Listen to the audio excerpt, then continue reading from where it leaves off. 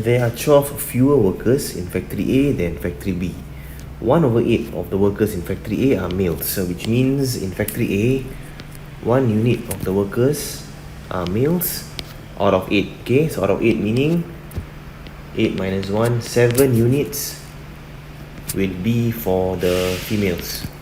Okay, now there are 36 more female workers than male workers in that same factory A. Okay, in this factory here. Now, how many workers are there in factory B?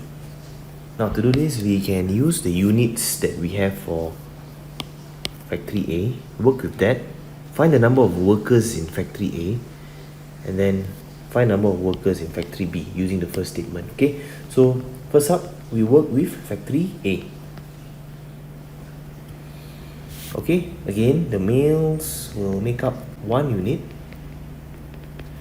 the females will make up 8 minus 1, 7 units. Okay, and they've mentioned very nicely for us, there are 36 more female workers than male workers in factory A. So 7 minus 1, the difference is actually 6 units. So 6 units is actually equals to 36. Okay, and then we can find the value of 1 unit. 36 divided by 6, that will be 6 workers. And in factory A, there are a total of 8 units of workers.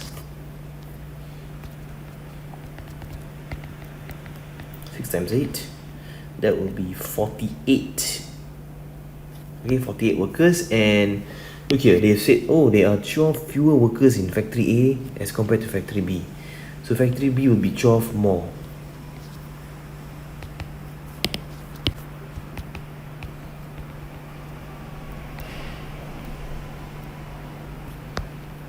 (48) plus 12. Answer 60 workers inside factory B.